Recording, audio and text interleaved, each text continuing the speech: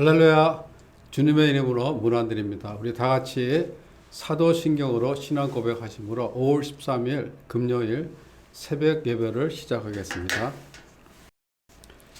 나는 전능하신 아버지 하나님 천지의 창조주를 믿습니다. 나는 그의 유일하신 아들 우리 주 예수 그리스도를 믿습니다. 그는 성령으로 잉태되어 동정녀 마리아에게서 나시고 본디오 빌라도에게 고난을 받아 십자가에 못 박혀 죽으시고 장사된 지 사흘 만에 죽은 자 가운데서 다시 살아나셨으며 하늘에 오르시어 전능하신 아버지 하나님 우편에 앉아 계시다가 거기로부터 살아있는 자와 죽은 자를 심판하러 오십니다. 나는 성령을 믿으며 거룩한 공교회와 성도의 교제와 죄를 용서받는 것과 몸의 부활과 영생을 믿습니다. 아멘. 하나님 감사합니다. 오늘도 저희들에게 귀한 생명 주시고 또 이 아침 주의 말씀 앞에 나오게 하여 주신 주님의 은혜를 감사를 드립니다. 우리 이 시간 예배 자리로 나온 저희들의 심령 식령을 충만케 하여 주셔서 우리 예배 가운데 함께 하시는 주의 임재를 경험하는 귀한 시간이 될 수 있도록 아버지께서 인도하여 주시옵소서. 저희들 오늘 하루도 살아갈 때 공급해 주시는 주님의 은혜와 사랑 가운데 살게 하시고 가정에서나 일터에서나 우리가 어디서 무엇을 하든지 주님의 자녀로서 부르심에 합당한 삶을 살게 하여 주시옵소서. 우리 섬기시는 성도님들의 가정 축복해 주시고 하나님의 은혜 가운데 늘 감사와 찬양이 넘쳐나는 우리 성도님들의 각 가정들이 될 수 있도록 아버지께서 함께하여 주시옵소서. 이 시간 주님의 말씀 앞에 섭니다. 주님 친히 말씀해 주시고 성령께서 깨달음을 주셔서 은혜가 넘치는 귀한 시간이 될 수 있도록 아버지께서 인도하여 주시옵소서. 감사드리며 예수님 이름으로 기도드리옵나이다. 아멘. 오늘 하나님께서 주신 말씀은 역대상 17장 1절부터 15절 말씀입니다. 역대상 17장 1절부터 15절 제가 말씀 봉독해 드리겠습니다. 다윗이 그의 궁전에 거할 때 다윗이 선지자 나단에게 이르되 나는 백향목 궁에 거주하거늘 여호와의 연합궤는 휘장 아래 있도다. 나단이 다윗에게 이르되 하나님이 왕과 함께 계시니 마음에 있는 바를 모두 행하소서. 그 밤에 하나님의 말씀이 나단에게 임하여 이르시되 가서 내 종 다윗에게 말하기를 여호와의 말씀이 너는 내가 거할 집을 건축하지 말라. 내가 이스라엘을 애굽에서 올라오게 한 날부터 오늘까지 집에 있지 아니하고 오직 이 장막과 저 장막에 있으며 이 성막과 저 성막에 있었나니 이스라엘 무리와 더불어 가는 모든 곳에서 내가 내 백성을 먹이라고 명령한 이스라엘 어느 사사에게 내가 말하기를 너희가 어찌하여 내 백향목 집을 건축하지 아니하였느냐고 말하였느냐고 하고 또한 내 종 다윗에게 이처럼 말하라.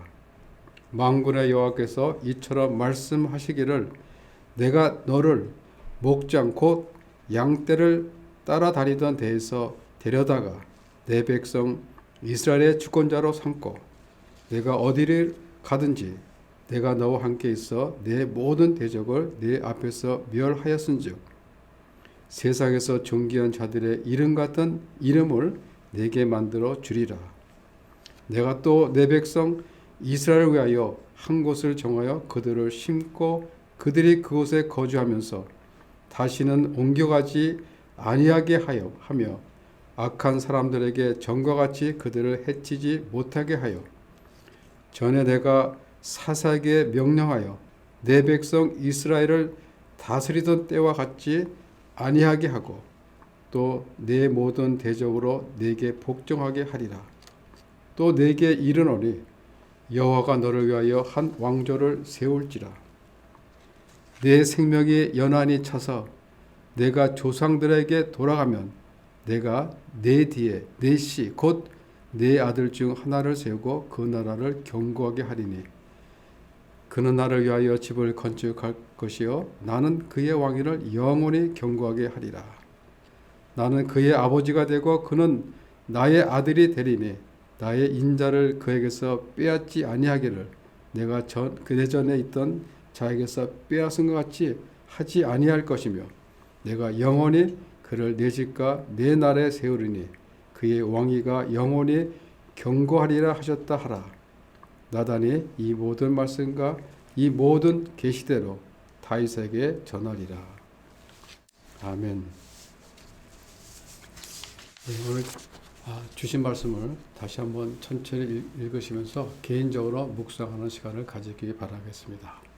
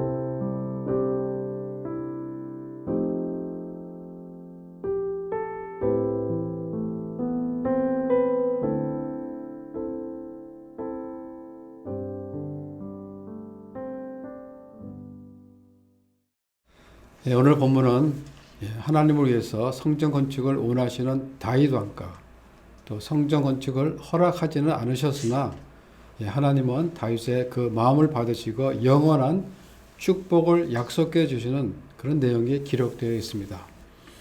오늘 말씀 1절에 보면 다윗이 그의 궁전에 거주할 때라고 기록되어 있고, 사무엘하 7장 1절에 보면 여호와께서 주위의 모든 원수를 무찌르시사 왕으로 궁에 평안히 살게 하신 때라고 이렇게 말하고 있습니다.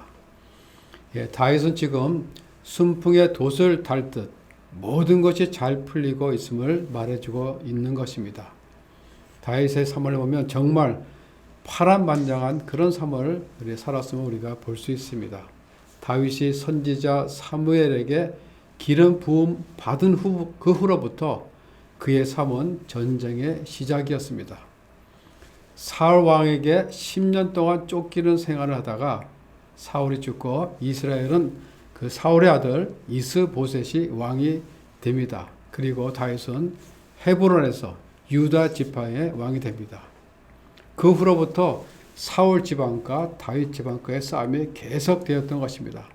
그러나 사울 집안은 내란으로 멸망하게 되고 다윗은 통일 이스라엘의 왕이 됩니다. 그리고 가나안의 여부스 족속 점령하에 있었던 예루살렘 섬도 차지하게 됩니다. 그리고 다윗은 그 기세를 몰아 블레셋도 평정하고 그동안 수곤이었던 법궤도 그 장대한 축제와 함께 예루살렘으로 가지고 돌아옵니다. 이름 없는 목동으로 자랐던 그가 이제 통일 이스라엘의 왕이 된 것입니다. 그가 그 노정을 걷는 데는 대략 20여 년의 세월이 걸렸던 것입니다. 시련과 불안정, 위험과 갈등의 그 긴 세월이 마침내 지나가고 정말 오랜만에 평안한 시간을 갖고 있는 것입니다. 사람들이 보통 평안하고 삶에 문제가 없으면 세상 만사를 다 잊어버리게 되어 있습니다. 그런데 다윗은 하나님의 언약궤를 생각했던 것입니다. 그것은 갑자기 생각이 난 것이 아니라 다윗은 하나님의 임재를 상징하는 법궤에 대해 항상 생각이 가득하였습니다.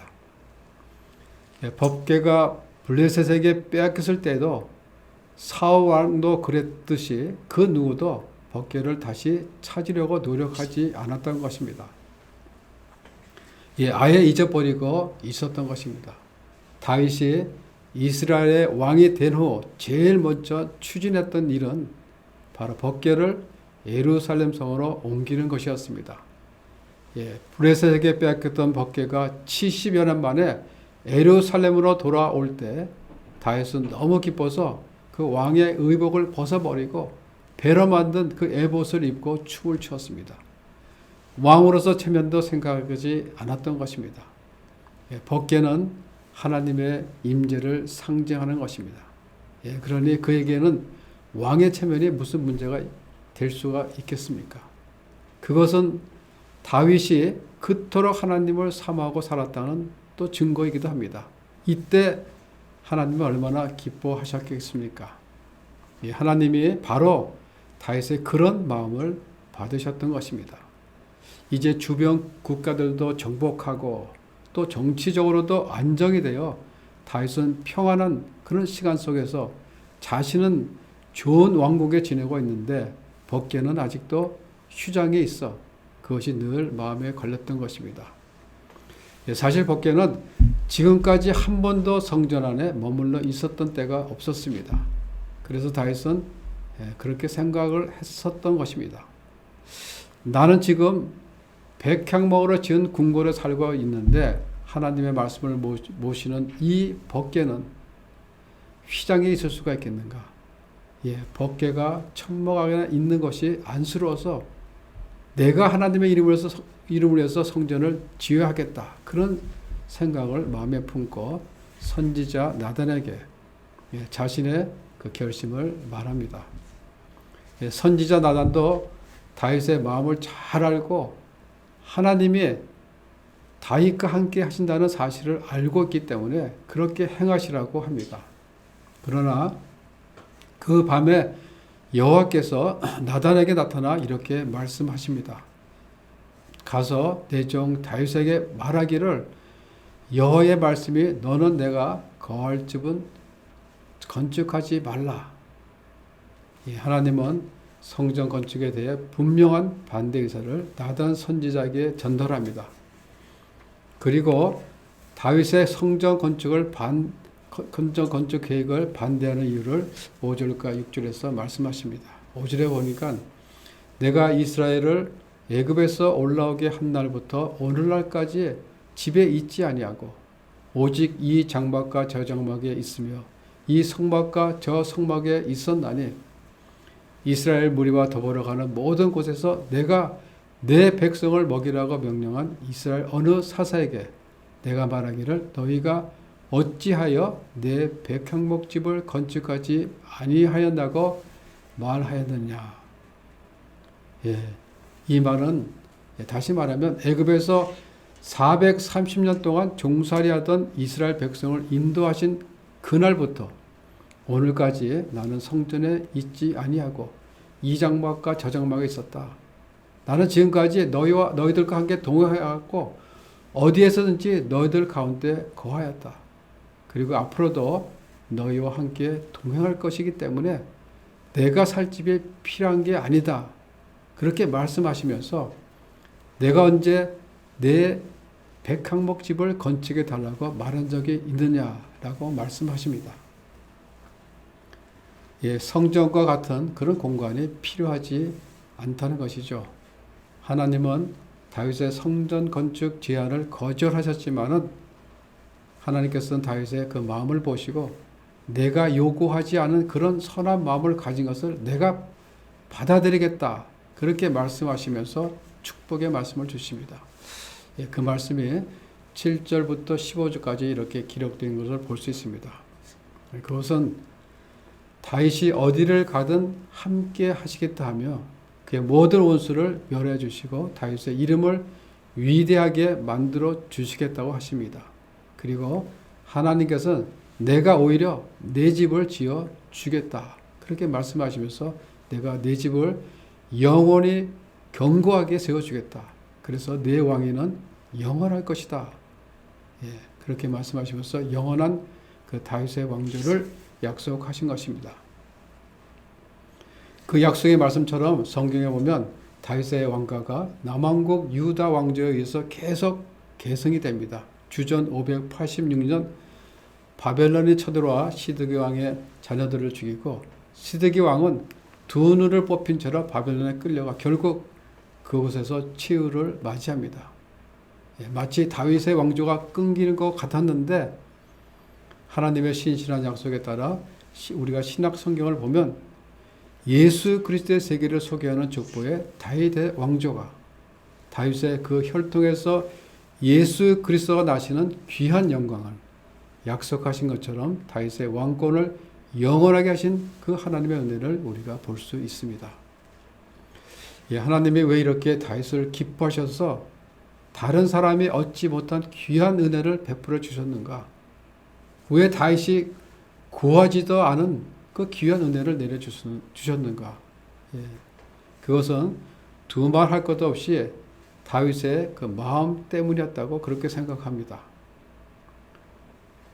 주님을 생각하는, 주님을 사모하는 그 가득한 그런 마음이죠. 하나님은 다윗의 그런 마음을 보신 것이죠.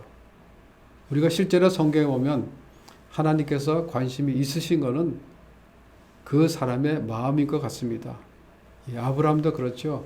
왜 갑자기 이삭을 바치러 갑니까? 100세 주신 아들인데 하나님이 이삭을 받기 원하신 건가요? 하나님은 아브라함의 마음을 보시기 원한 것이죠. 우리들의 마음이 하나님에게 있는가를 보시는 것입니다. 주님이 원하시는 것은 그런 마음을 받으시고 기뻐하십니다. 성경을 보면 하나님은 우리의 중심을 보시는 하나님이시다 라고 그렇게 말씀하십니다. 하나님께서 사무엘에게 이새의 아들 중에 기름을 부으라고 하실 때 사무엘은 이새의 큰 아들을 보면서 용모와 키가 커서 사무엘 마음속으로 생각해 놓았을 때 하나님은 이렇게 말씀하시죠. 내가 보는 것은 사람과 같지 아니하니 그의 용모와 키를 보지 말라. 사람은 외모를 보거니와 나 여호와는 중심을 보느니라. 그래서 다윗이 기름 부음을 받은 것입니다. 다윗이 하나님을 생각하는 마음, 어떠한 환경과 어떤 상황 속에서도 주님을 기억하며 주의 일에 신경 쓰는 그 마음을 하나님께서 기뻐 받으셨기 때문에 그를 축복하신 것입니다. 다윗이 하나님께로부터 구하지도 않은 과분한 은혜를 받은 것은 우리가 그의 삶을 살펴보면 알 수가 있습니다. 시편을 보면 시편이 150편으로 되어 있는데 그 중에서 70편이 넘게 다윗이 쓴 시입니다. 우리가 그 다윗의 시편들을 보면 다윗이 지난 날을 회고하며 여호와의 크신 구원의 손길을 찬양하는 모습, 또 다윗이 그의 삶을 통해서 경험한 하나님, 그 하나님을 향한 다윗의 마음이 잘 나타나 있습니다. 우리가 다윗의 삶 전체를 말하라고 하면 그것은 하나님입니다. 하나님. 다윗에게 있어 하나님은 모든 것의 주인이십니다. 그리고 하나님은 다윗의 모든 것이 되시는 분이십니다. 다윗은 하나님을 믿었고 하나님을 생각했습니다. 다윗은 하나님을 의지하고 하나님의 이름을 불렀습니다. 그리고 하나님께 엎드려 기도했습니다. 이 모든 것들이 시편에 나타난 다윗의 모습들입니다. 다윗의 삶의 가장 커다란 부분을 차지했던 것은 다윗의 아내들도 그의 자녀들도 아니었습니다. 다윗 자신도 아닌 바로 하나님이셨습니다. 다윗은 하나님과 동행하는 삶을 살았다기보다 하나님과 함께 살았다라고 하는 표현이 맞을 것 같습니다. 그의 삶은 온통 하나님으로 젖어 있었던 것입니다. 그 증거는 그가 풍부한 은혜를 썼다는 데서 우리가 찾아볼 수 있습니다. 시편 18편에 보면 반석, 요새, 방패, 피할 바위 등 보이는 모든 것은 그에게 보이지 않는 것을 드러내 주었음을 볼 수 있습니다. 다윗은 이 은혜를 통해서 하나님을 그렇게 표현했습니다. 누가 이렇게 하나님을 표현할 수가 있겠습니까? 그야말로 삶의 위기의 순간에서 하나님을 경험한 사람만이 이런 표현의 신앙을 고백할 수가 있을 것입니다. 다윗의 삶을 보면 다윗은 부딪혀 보지 않은 삶의 영역이 거의 없습니다. 수많은 위기의 순간에 하나님은 피할 바위가 되셨고 또 어떤 때는 요새가 되셨고 어떤 때는 방패가 돼서 역사하셨던 그 하나님을 체험했기 때문에 그렇게 표현을 했던 것입니다. 다윗은 목동 때부터 지금까지 수많은 역경과 극심한 상황이 많이 있었지만은 방패가 되시고 요새가 되어주시고 또 피할 바위가 되어주신 그 하나님만을 바라보고 하나님을 향한 그 신앙을 잃지를 않았던 것입니다. 그가 역경과 고통 속에서도 신앙을 잃지 않고 하나님만 의지할 수 있었던 것은 다윗이 그의 마음속에 평생토록 주님을 사모하며 사랑하는 그런 마음을 품어왔기 때문입니다. 우리가 잘 아는 시편 18편 1절에 보면 나의 힘이신 여호와여 내가 주를 사랑하나이다. 나의 힘이신 여호와여 내가 주를 사랑하나이다. 이 다윗의 이 구절은 다윗의 시편 가운데 이 고백처럼 하나님을 향한 마음을 가장 잘 표하는 것은 없습니다. 하나님을 향한 다윗의 모든 마음이 바로 그 한 구절 속에 녹아 있는 것입니다. 다윗이 하나님을 위해서 성전을 지어 바치기를 소원했을 때 하나님께서는 그의 성전 건축 계획은 거절했지만은 다윗의 그런 마음을 아주 기뻐하셨습니다. 다윗은 하나님을 사랑하기 때문에 하나님을 위한 소원을 가지고 하나님을 위한 목적과 계획을 가지고 그렇게 사니까 하나님이 얼마나 축복하시는지 하나님은 언제나 다윗과 함께 하셔서 그의 모든 대적들을 멸하게 하셨습니다. 그리고 전쟁 때마다 승리케 하셨습니다. 여러분 우리가 이 세상을 사는 동안에 가장 큰 축복은 바로 하나님이 함께 하시는 그런 복이라고 생각합니다. 하나님이 함께 하여서 다윗이 모든 대적을 물리쳤듯이 하나님이 우리와 함께 하시면 우리 삶 속에서 일어나는 크고 작은 모든 위기와 고난들을 극복하여 주시고 또 이기게 하여 주십니다. 저와 여러분이 이 땅에 사는 동안 다윗과 같은 그런 축복을 받기 원하신다면 다윗의 고백처럼 나의 힘이신 여호와여 내가 주를 사랑하나이다. 이 고백이 우리의 고백이 되어서 주님을 사랑하며 주님을 사모하는 그 마음을 평생 품고 살면서 하나님의 다윗에게 베풀어 주셨던 그 귀한 은혜, 축복들을 우리 선교시는 우리 성도님들의 삶 현장에서 다 받아 누리시는 모두가 되시기를 주의 이름으로 축원합니다. 기도드리겠습니다. 하나님 감사합니다. 오늘 신앙의 선배 다윗의 마음을 살피며 우리의 마음을 점검했습니다. 우리가 무엇을 드리든 우리가 교회에서 무슨 사역을 하든 주님을 생각하고 주님에게 사랑을 드리는 주님의 존귀함을 우리 마음속에서 재창조하는 그런 마음으로 모든 일을 감당하는 저희들 모두가 될 수 있도록 아버지께서 인도하여 주시옵소서. 우리의 매일의 삶 속에서 주님을 사모하며 사랑하는 마음을 품고 살면서 주어진 삶 현장에서 주의 영광을 마음껏 드러내며 주님 기뻐 받으시는 그런 삶을 사는 저희들 모두가 될 수 있도록 아버지께서 인도하여 주시옵소서. 감사를 드리며 예수님 이름으로 기도드리옵나이다. 아멘. 하늘에 계신 우리 아버지, 아버지의 이름을 거룩하게 하시며 아버지의 나라가 오게 하시며 아버지의 뜻이 하늘에서와 같이 땅에서도 이루어지게 하소서. 오늘 우리에게 일용할 양식을 주시고 우리가 우리에게 잘못한 사람을 용서하여 준 것 같이 우리 죄를 용서하여 주시고 우리를 시험에 빠지지 않게 하시고 악에서 구하소서. 나라와 권능과 영광이 영원히 아버지의 것입니다. 아멘.